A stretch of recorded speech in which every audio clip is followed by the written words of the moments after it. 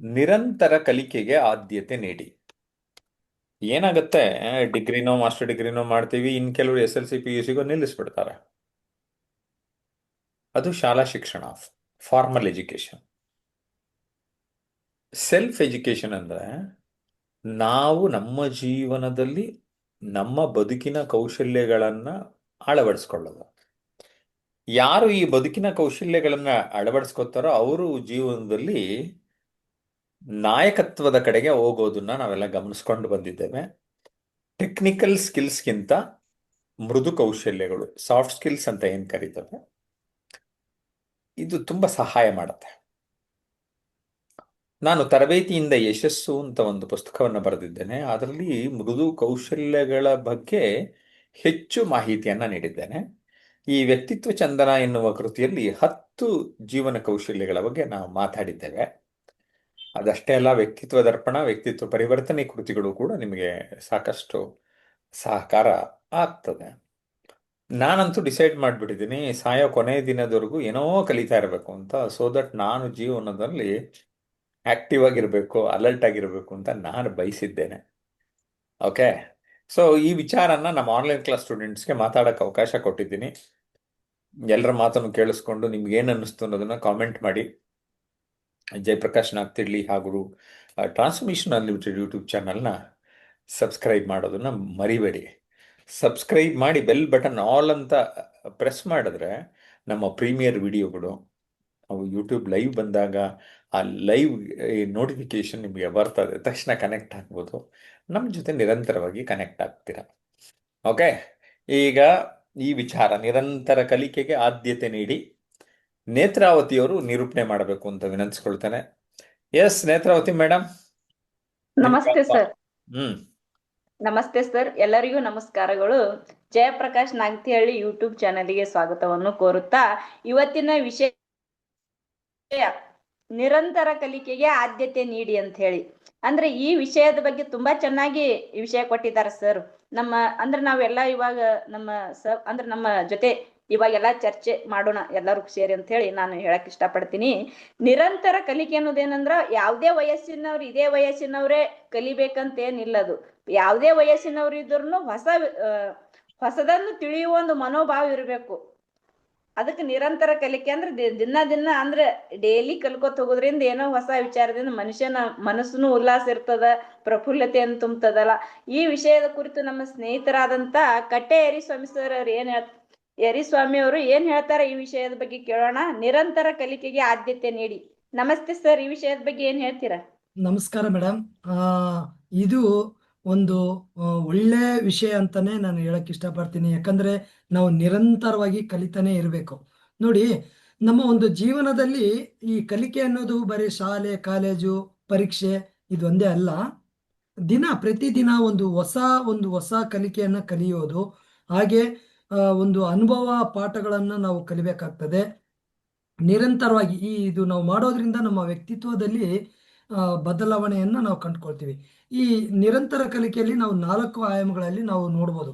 ಒಂದು ಜೀವನ ಪೂರ್ತಿ ಕಲಿಕೆ, ಎರಡನೇದು ಸ್ವವಿಕಾಸ, ಮೂರನೇದು ವೃತ್ತಿ ವಿಶ್ವಾಸ, ನಾಲ್ಕನೇದು ಜೀವನದ ಗುಣಮಟ್ಟ ಅಂತ. ಮೊದಲನೇದು ನಾವು ಜೀವನದ ಪೂರ್ತಿ ಕಲಿಕೆ ಅಂದ್ರೆ ಇವತ್ತಿನ ಒಂದು ನಿರಂತರ ಯುಗದಲ್ಲಿ ಹೊಸ ತಂತ್ರಜ್ಞಾನ, ಹೊಸ ಒಂದು ತುಂಬಾ ವೇಗವಾಗಿ ಸಮಾಜ ಬೆಳೀತಾ ಇದೆ. ಅದಕ್ಕೆ ನಾವು ಹೊಸದನ್ನ ಕಲಿತಾನೆ ಇರ್ಬೇಕಾಗುತ್ತೆ. ಅದು ಇಲ್ಲಾಂದ್ರೆ ಹಿಂದುಳಿದು ಬಿಡ್ತೀವಿ. ಇನ್ನೊಂದು ಎರಡನೇದು ಸ್ವವಿಕಾಸ ಅಂದ್ರೆ ನಮ್ಮ ಒಂದು ನಿರಂತರ ಹೊಸ ಕಲಿಕೆ ನಾವು ಮಾಡೋದ್ರಿಂದ ನಮ್ಮಲ್ಲಿ ಒಂದು ಆತ್ಮವಿಶ್ವಾಸ ಹೆಚ್ಚಾಗ್ತದೆ. ಹಾಗೆ ಮೂರನೇದು ವೃತ್ತಿ ಯಶಸ್ಸು ಅಂತ ನಾವು ನೋಡಿದಾಗ, ಈಗ ಈ ಉದ್ಯೋಗದಲ್ಲಿ ನಾವು ಹಳೆಯ ಕೆಲಸಗಳನ್ನೇ, ಹಳೆಯ ಒಂದು ತಿಳುವಳಿಕೆ, ಹಳೆಯ ವಿಷಯಗಳನ್ನೇ ನಾವು ಮಾಡ್ತಾ ಇರ್ತೀವಿ. ಇವತ್ತು ಬದಲಾವಣೆ ಸಾಕಷ್ಟು ಆಗಿದೆ, ಹೊಸ ತಂತ್ರಜ್ಞಾನ ಬೆಳೆದಿದೆ. ಅವುಗಳನ್ನೆಲ್ಲ ನಾವು ಕ್ರೋಢೀಕರಣ ಮಾಡಿಕೊಂಡು ಆ ಒಂದು ವೃತ್ತಿಯಲ್ಲಿ ಕೂಡ ನಾವು ಬದಲಾವಣೆ ತರಬೇಕಾಗ್ತದೆ. ಇನ್ನು ಮೂರನೇದು ಜೀವನದ ಒಂದು ಗುಣಮಟ್ಟ ಅಂದ್ರೆ ನಾವೊಂದು ಕಲಿಕೆ ನಮಗೆ ಹೊಸ ದೃಷ್ಟಿಕೋನ ಮತ್ತೆ ಹೊಸ ಅನುಭವ, ಹೊಸ ಅವಕಾಶಗಳನ್ನ ಕೂಡ ನಮಗೆ ಇವತ್ತು ಕೊಡ್ತಾ ಇದೆ. ಹೀಗಾಗಿ ಜೀವನ ಕೂಡ ಹೆಚ್ಚು ಅರ್ಥಪೂರ್ಣವಾಗ್ತದೆ. ಹಾಗಾಗಿ ಈ ಈ ನಮ್ಮ ಒಂದು ನಿರಂತರ ಕಲಿಕೆಗೆ ಒಂದು ಮಾತಿನಲ್ಲಿ ಹೇಳ್ಬೇಕಾದ್ರೆ ಆ, ಕಲಿಕೆ ಜೀವನದ ಹಾದಿ, ಅದನ್ನು ನಿಲ್ಲಿಸದೆ ಮುಂದುವರಿಸಿದರೆ ಯಶಸ್ಸು ನಮ್ಮದಾಗ್ತದೆ ಅಂತ ನಾನು ಹೇಳಕ್ ಇಷ್ಟಪಡ್ತೀನಿ ಮೇಡಮ್. ಧನ್ಯವಾದ ಮೇಡಮ್.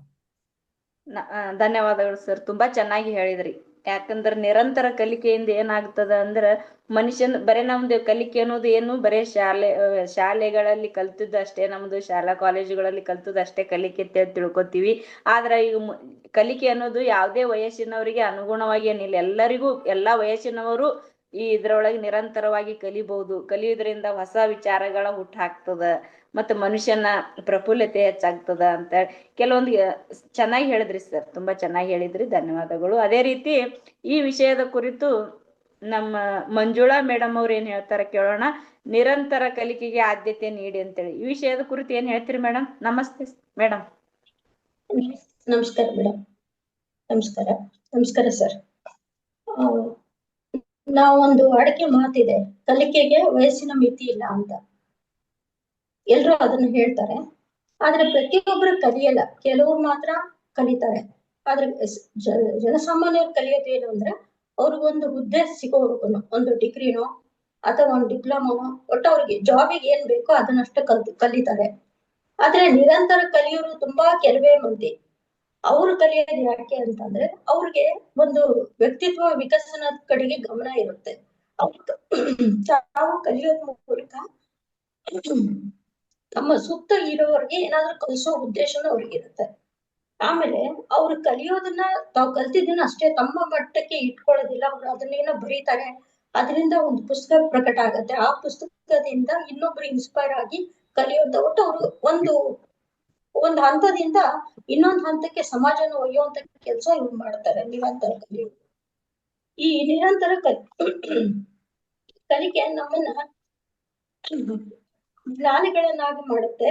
ಮತ್ತು ನಮ್ಮ ಜ್ಞಾನದ ಮಟ್ಟ ವಿಸ್ತಾರ ಆಗ್ತಾ ಓದೋದಂಗೆನೆ ನಾವು ತುಂಬಾ ವಿಶಾಲವಾದಂತ, ಏನ್ ಹೇಳ್ತೀವಲ್ಲ, ಸರ್ವಜ್ಞ ನಂಬುವನು ಗರ್ವದಿಂದ ಆದವನೇ, ಸರ್ವರೊಳ ಒಂದೊಂದು ನುಡಿಗಲಿತು ಸರ್ವಜ್ಞನಾದನೆ ಅಂತ ಹೇಳ್ತಾರಲ್ಲ, ಹಾಗೆ ಆ ಸರ್ವಜ್ಞನಿಗೆ. ಹಲೋ, ಹಾ ಹೇಳಿ ಮೇಡಮ್, ಕೇಳಿಸ್ತಾ ಇದೆ, ಹೇಳಿ. ಸರ್ವಜ್ಞನ್ಗೆ ಎಲ್ಲ ಗೊತ್ತಿತ್ತು.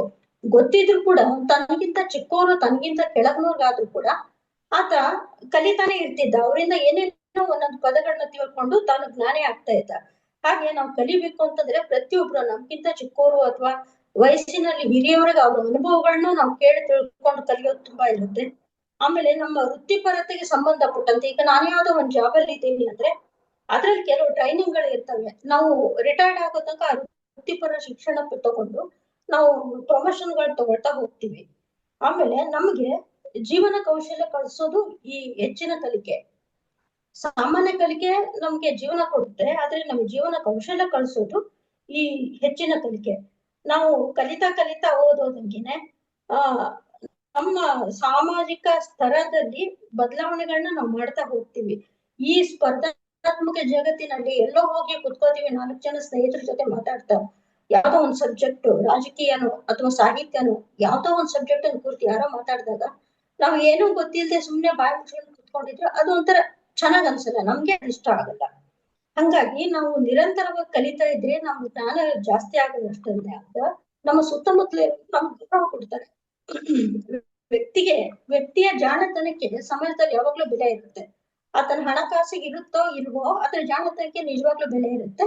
ಅಂತ ಒಂದು ಕಲಿಕೆನ ನಾವು ವೃತ್ತಪತ್ರಿಕೆಗಳನ್ನ ಓದೋದ್ರ ಮೂಲಕ ಕಲಿಬಹುದು, ಅಥವಾ ಟ್ರೈನಿಂಗ್ ಗಳ ಮೂಲಕ ಕಲಿಬಹುದು. ಈಗ ಸೋಷಿಯಲ್ ಮೀಡಿಯಾ ಇದೆ, ಸೋಷಿಯಲ್ ಮೀಡಿಯಾಗಳ ಮೂಲಕ ಕಲಿಬಹುದು. ಹೀಗೆ ಕಲಿತಾ, ನಿರಂತರವಾಗಿ ಕಲಿತಾ ಹೋಗ್ತಾ ನಾವು ದೊಡ್ಡ ವ್ಯಕ್ತಿಗಳಾಗೋದ್ರ ಜೊತೆಗೆ ಸಮಾಜಕ್ಕೆ ಒಬ್ಬ ಉಪಯುಕ್ತ ವ್ಯಕ್ತಿಯಾಗಿ ನಾವು ಮುಂದುವರಿತೀವಿ ಅನ್ನೋದು ಒಂದು ಸಂತೋಷದ ವಿಷಯ. Thank you sir.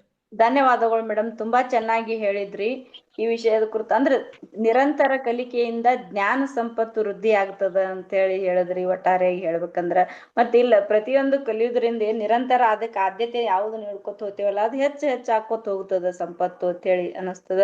ಮತ್ತೆ ಇದೇ ವಿಷಯದ ಕುರಿತು ಸಂತೋಷ್ ಶೆಟ್ಟಿ ಅವ್ರು ಏನ್ ಹೇಳ್ತಾರೆ ಕೇಳೋಣ. ನಮಸ್ತೆ ಸಂತೋಷ್ ಶೆಟ್ಟಿ ಸರ್. ನಮಸ್ತೆ. ನಮಸ್ತೆ, ಅನ್ಮ್ಯೂಟ್ ಮಾಡ್ಕೊಳ್ಳಿ. ನಮಸ್ತೆ. ಈ ವಿಷಯದ ಕುರಿತು ಏನ್ ಹೇಳ್ತೀರಾ? ಅನ್ಮ್ಯೂಟ್ ಮಾಡ್ಕೊಳ್ಳಿ. ಮಾಡಿದ್ದೇನೆ. ನಮ್ಮ ನಮ್ಮ ಇಡೀ ಜೀವನದುದ್ದಕ್ಕೂ ಅದಕ್ಕೆ ನಾವು ಆದ್ಯತೆಯನ್ನು ಕೊಟ್ಟಾಗ ನಾವು ಒಂದು ಸಾಧಕರಾಗಿ ಹೊರಹೊಮ್ಮಲಿಕ್ಕೆ ಸಾಧ್ಯ ಆಗ್ತದೆ. ಮತ್ತೆ ಈ ಹಲವಾರು ಸಾಧಕರ ಒಂದು ಹಿನ್ನೆಲೆಯನ್ನ ನಾವು ಗಮನಿಸಿದಾಗ ಅವರು ಆ ಮಟ್ಟಕ್ಕೆ ಬೆಳಿಲಿಕ್ಕೂ ಸಹ ಈ ನಿರಂತರ ಕಲಿಕೆ ಒಂದು ಸಾಧನ ಅಂತ ಹೇಳಿ ನಮ್ಗೆ ಕಂಡು ಬರ್ತದೆ. ನಿರಂತರವಾಗಿ ಕಲಿಯುವುದರಿಂದ ನಮ್ಮಲ್ಲಿ ಇರತಕ್ಕಂತ ಅನೇಕ ಕುಂದುಕೊರತೆಗಳು, ಈ ಸಂಕುಚಿತ ಮನೋಭಾವಗಳು, ಇವುಗಳೆಲ್ಲ ಹೋಗಲಾಡ್ತಾ ನಮ್ಮಲ್ಲಿ ಒಂದು ಆತ್ಮವಿಶ್ವಾಸವನ್ನು ಹೆಚ್ಚಿಗೆ ಮಾಡ್ಕೊಳ್ಳಿಕ್ಕೆ ಸಹಾಯಕ ಆಗ್ತದೆ. ಮತ್ತು ನಾವು ಒಂದು ಸಾಧನೆಯ ಹಾದಿಯಲ್ಲಿ ಸಾಗ್ಲಿಕ್ಕೂ ಅದು ಒಂದು ಉತ್ತಮ ದಾರಿ ಆಗ್ತದೆ. ಮತ್ತೆ ಈ ನಿರಂತರ ಕಲಿಕೆಯಿಂದಾಗಿ ನಮ್ಮ ಜೀವನದಲ್ಲಿ ಬರ್ತಕ್ಕಂಥ ಅನೇಕ ಅಡೆತಡೆಗಳನ್ನ ಎದುರಿಸಿ ನಾವು ಮುನ್ನಡೆಯಲು ಅದು ಸಹಾಯಕ ಆಗ್ತದೆ ಅಂತ ಹೇಳಿ ಹೇಳ್ಬೋದು. ಮತ್ತೆ ನಮ್ಗೆ ನಿರಂತರ ಕಲಿಕೆಯಿಂದಾಗಿ ನಮ್ಮನ್ನ